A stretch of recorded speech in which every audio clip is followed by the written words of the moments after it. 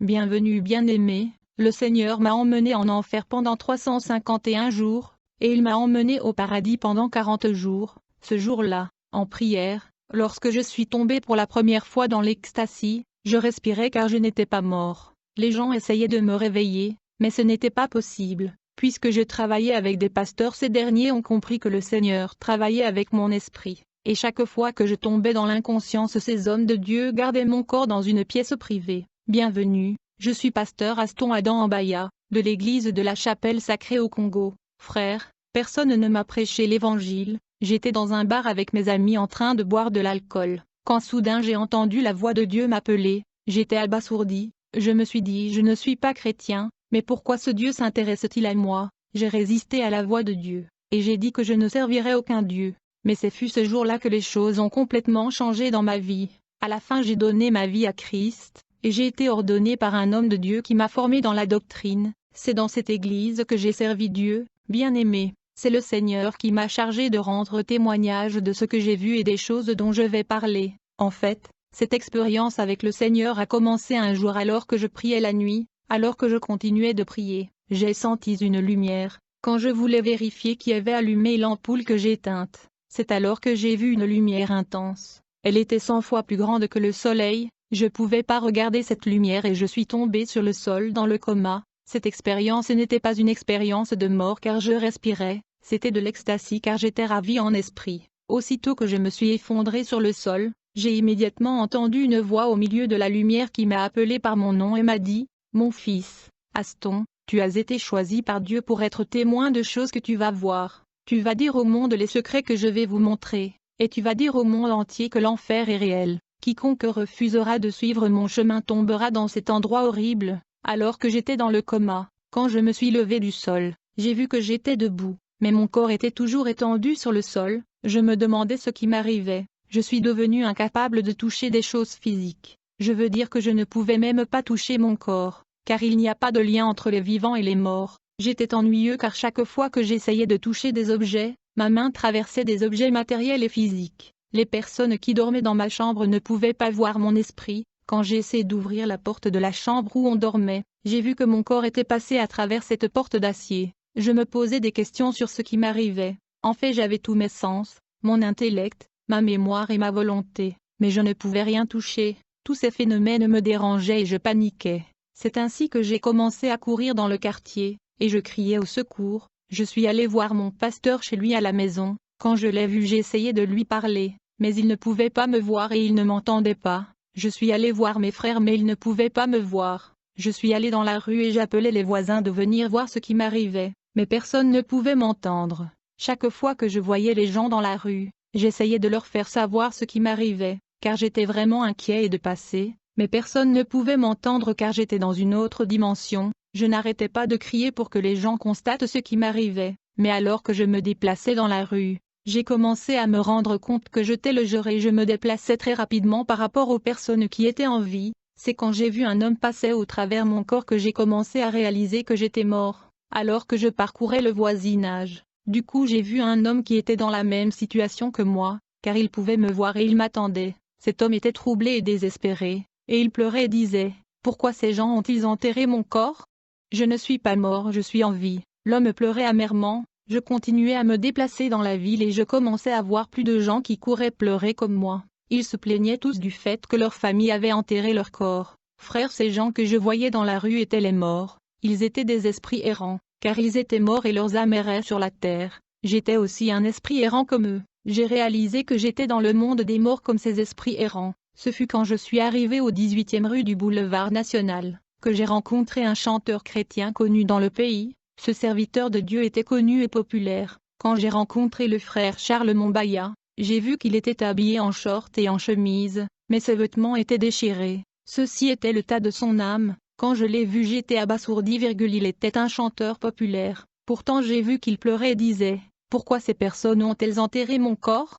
Je suis en vie, bien-aimé. » J'ai vu le chanteur Charles Mombaya. Il était mort et il est devenu un esprit errant qui sillonnait la terre comme tous les morts que je rencontrais dans les rues de la ville. J'ai essayé de lui dire de s'arrêter pour que nous puissions parler, mais il était tellement troublé qu'il est parti dans la confusion en courant. Puis j'ai contourné une église populaire à la ville. Cette église n'était pas de Dieu, car j'ai vu des démons dans cette église qui tentaient de capturer mon âme. Je me suis vite enfui craignant le pire. Alors que je continuais à me déplacer dans la ville, je me suis retrouvé dans un autre quartier de la capitale congolaise, où j'ai vu un groupe de gens qui marchaient. Ils étaient nus. Quand j'ai regardé de nouveau, j'ai vu que ces gens qui étaient nus avaient le corne sur leur tête. Et il y avait un démon qui marchait devant ces sorcières et ce démon était vêtu de noir. J'ai vu que le démon qui était le chef de ces sorciers portait une cruche contenant du sang humain. Il était évident que j'étais dans le monde des esprits. Je voyais ce que les hommes normaux ne peuvent pas voir. J'ai vu que ce sorcier qui était nu traînait un homme ligoté sur tout le corps. Ce captif était aussi lié au cou avec une chaîne comme un chien.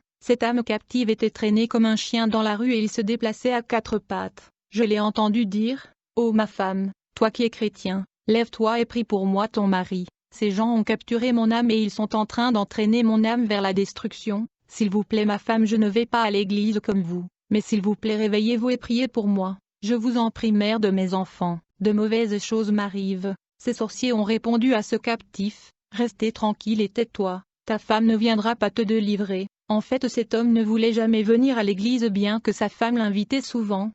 Alors que ces gens qui avaient des cornes sur leur tête traînaient cet homme, je leur ai dit, vous allez maintenant arrêter ce que vous êtes en train de faire. Que comptez-vous faire avec cet homme? Vous allez libérer ces hommes que vous avez capturés?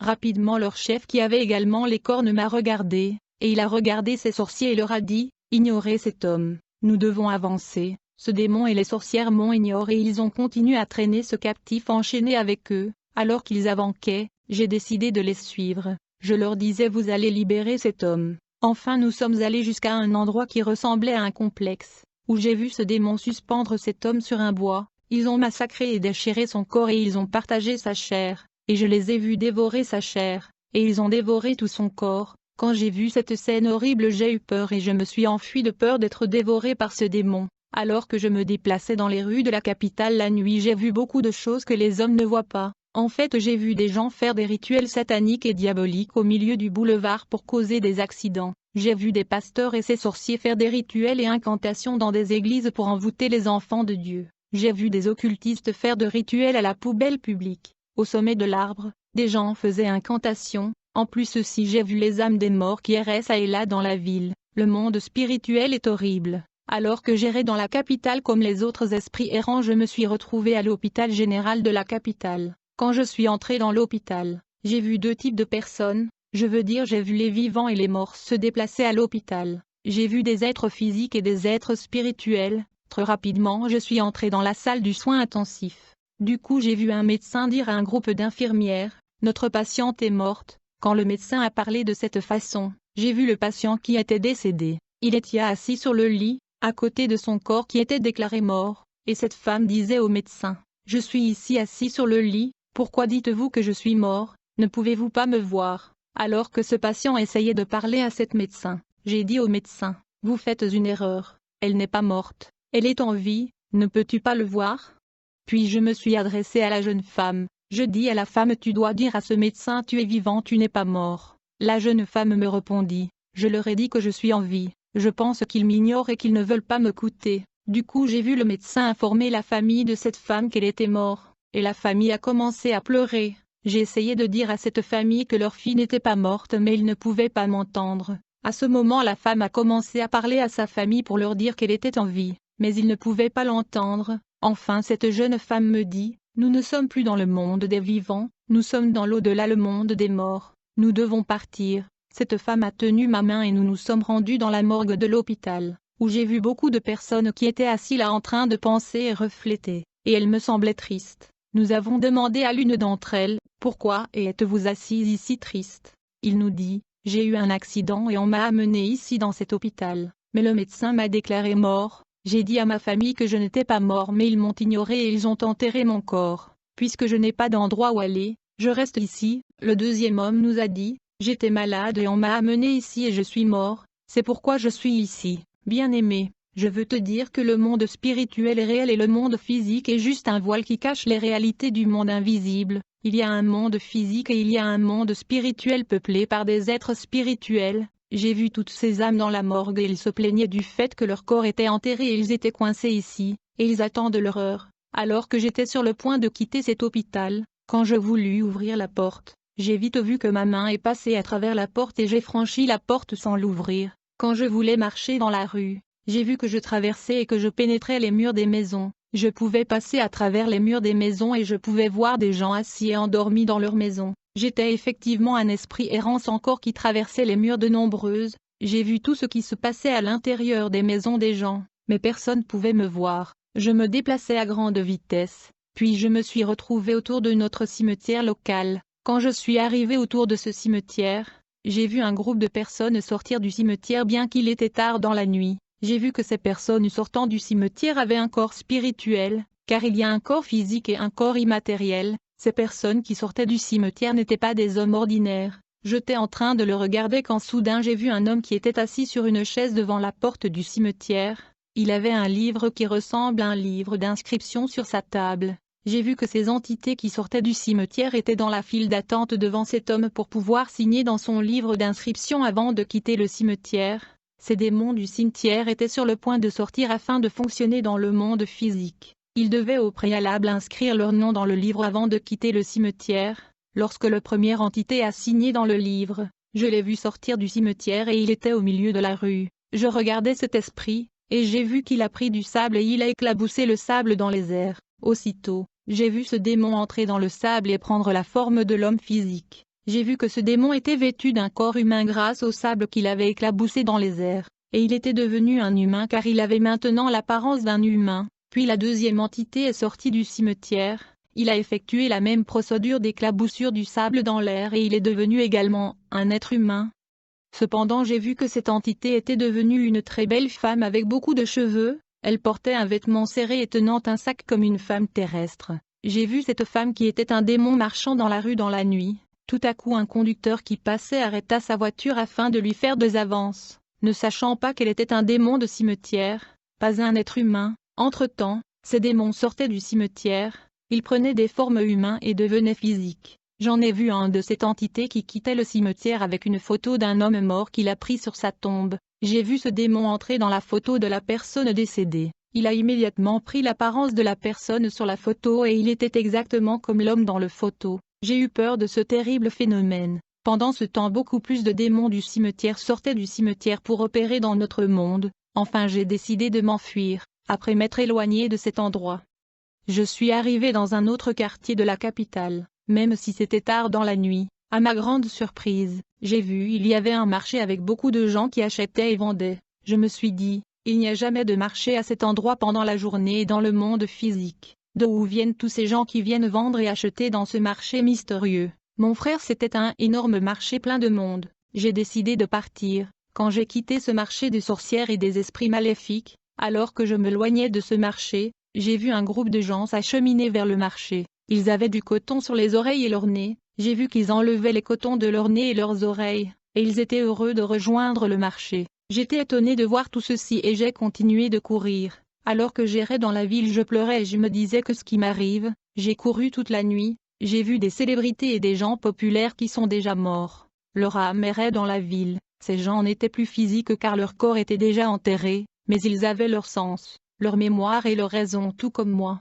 Après avoir couru toute la ville, j'étais fatigué de courir et j'ai prié, j'ai dit Seigneur, si seulement je vous ai servi, s'il vous plaît, sauvez-moi de cette situation. Quand j'ai fait cette prière, rapidement une lumière est descendue du ciel, et j'entendis une voix à l'intérieur de cette lumière qui venait à moi. Cette voix me dit, mon fils, ne crains rien, tu as été choisi par Dieu pour témoigner sur des choses que tu vois et des choses que tu verras, et nous ferons un voyage en enfer pour que tu puisses informer le monde que l'enfer est réel, le jugement est réel et la puissance satanique est réelle. Ceux qui rejettent mes voix tomberont dans cet endroit effrayant appelé enfer. Il y a plus de grâce pour les vivants d'être sauvés, mais il n'y a plus de chance pour ceux qui sont morts. Le Seigneur m'a pris la main et a dit, nous devons maintenant voyage, et il m'a emmené dans une haute montagne où il y avait 2 chaises. J'ai vu que le Seigneur portait un vêtement blanc et une ceinture dorée ayant l'inscription du roi et Seigneur du Seigneur. Sur sa couronne il était écrit le Seigneur Jésus-Christ, son corps était transparent et doré.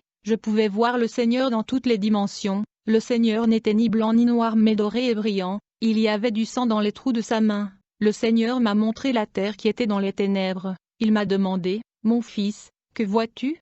J'ai dit que je ne voyais rien, Puis il a sorti une pierre blanche de son vêtement et l'a posée sur mes yeux. C'est alors que j'ai pu voir les nations du monde. J'ai vu des hommes et des animaux. J'ai vu les esprits des hommes et le cœur d'hommes. J'ai vu beaucoup de gens se rendre au cimetière pour y enterrer leurs membres de famille. Mais j'ai vu les âmes de membres de leur famille au-dessus du cercueil. Ces personnes décédées essayaient de parler à leurs proches pour leur dire qu'ils sont vivants, mais ils ne pouvaient pas entrer en communication avec eux. Puis j'ai vu un homme qui était mort sur la terre. J'ai vu que cet homme avait des chaînes sur son corps, il y avait des chaînes sur son cou, ses jambes et ses pieds, et je voyais des gens vêtus de noir. Ces gens traînaient cet homme qui était enchaîné comme un chien. J'ai dit: Seigneur, pourquoi ces hommes traînent-ils cet individu comme un animal? Voyez-vous ce qui arrive à cet homme? Le Seigneur me dit: cet homme était méchant dans sa vie et il n'a jamais remboursé aux gens ce qu'il leur devait. Quand il est mort, il a été enchaîné et traîné par ces démons de la mort. Puis le Seigneur m'a emmené dans le passé pour me montrer un accident de la circulation qui s'était passé dans notre ville. J'ai vu un bus circuler sur le boulevard. Alors que le bus se déplaçait, j'ai vu un ange de la mort. Il était vêtu de noir et il a poussé le bus qui circulait sur le boulevard. Ce bus est alors entré en collision avec une autre voiture et il y a eu un accident. Quand j'ai vu cet accident, j'ai dit: Seigneur, j'ai vu cet accident dans le passé à la télévision nationale, a dit le Seigneur. Mon fils, je t'ai ramené dans le passé pour que tu puisses voir ce qui se passe à ce jour-là quand l'accident arriva. Aussitôt que cet accident se produit, j'ai vu les âmes des morts autour de ce bus se plaindre de leur mort.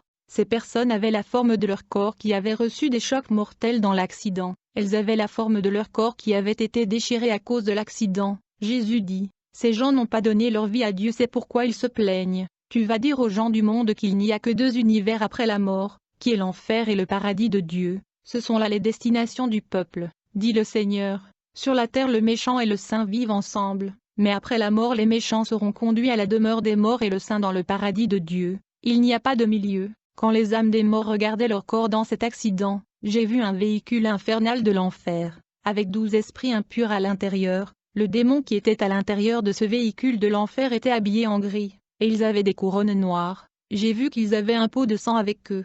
À l'intérieur de ce véhicule j'entendais de la musique profane de la terre. J'ai entendu le chef de ces démons leur ordonner de collecter le sang humain dans leur peau et de capturer les âmes de ces personnes décédées. Ces démons venaient d'un monde de Satan fonctionnant avec du sang humain, et partout où le sang humain coulait sur la terre ils viennent pour le recueillir. Quand ils recueillent le sang humain, les vies de gens se raccourcissent. Ces démons se rendent souvent dans des hôpitaux différents pour recueillir du sang, car l'hôpital est un lieu d'approvisionnement en sang. Ce véhicule infernal libérait une énergie diabolique et maudite. Lorsque le véhicule infernal atterrit sur le site de l'accident, j'ai vu ces démons avec leurs marmites collecter le sang humain qui s'était répandu dans ce bus. Ils ont pris quelqu'un mais en ont laissé d'autres, dit le Seigneur me dit. Ceux qui sont laissés par ces démons sont des personnes qui sont mortes avant le temps fixé par Dieu. Ceux qui sont morts dans la volonté de Dieu comme prévu ont été emmenés dans la demeure des morts. Quand les gens meurent avant leur temps, ils errent sur la terre jusqu'à ce qu'ils atteignent le temps fixé par Dieu. C'est pourquoi il y a tant d'esprits errants sur la terre. Ils ne peuvent pas aller au domicile des morts, jusqu'à ce qu'ils atteignent le nombre d'années que Dieu leur a donné. Le Seigneur a précédemment dit qu'il y a 5 royaumes majeurs de Satan. Le premier est le royaume régi par le code 333 qui est la dimension de la méchanceté, de la jalousie, de la rancœur et du cœur méchant. C'est le royaume de sorcières. Il y a des gens qui ont un mauvais cœur. Ils n'aiment pas que leur ami prospère. Ils rejettent la promotion de leur ami. Ils ressentent de la douleur lorsque les autres percent. Ils envient la position des autres. Ces personnes ont la marque 333 sur leur front, parce qu'ils sont influencés par des démons de méchanceté et de cœur maléfique du royaume 333. Quand ces gens qui ont la marque 333 sont morts, ils iront à l'enfer et seront capturés par les démons du royaume 333. Il y a aussi le royaume 555 qui fabrique la plaque 555. Ces biens de Satan donnent aux démons la légalité. Ce royaume 555 de Satan est destiné aux articles ménagers et à la nourriture, car il contrôle la nourriture et appareils que nous utilisons sur la terre. La plupart des aliments que mangent les gens dans le monde ne sont pas des aliments. Souvent des pactes sont conclus avec des démons qui multiplient les aliments que les compagnies produisent, de manière à pouvoir fournir au monde assez de nourriture. Ces démons du royaume 555 vont au cimetière et ramassent les corps des morts, et ils les transforment en viande de conserve et viande transformée que nous mangeons. Cette production a lieu de septembre à février. Ils transforment de parties humaines en poulet. Des gens qui vendent de la nourriture et concluent des alliances avec des démons du royaume 555, parce qu'ils traitent de nourriture.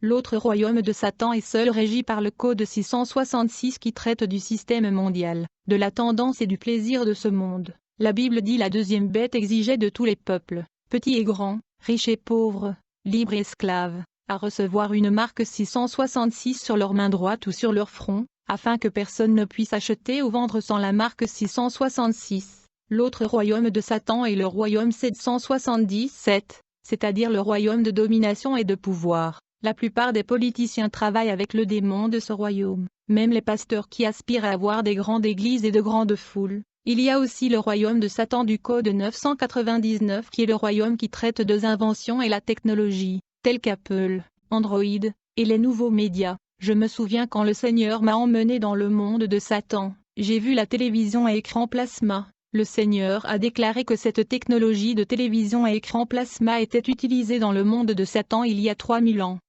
C'est parce qu'il est devenu démodé qu'ils l'ont envoyé sur la terre. Quelle que soit la technologie que l'humanité utilise aujourd'hui, ils étaient déjà à la mode dans le monde de Satan il y a des centaines d'années. Nous étions dans cette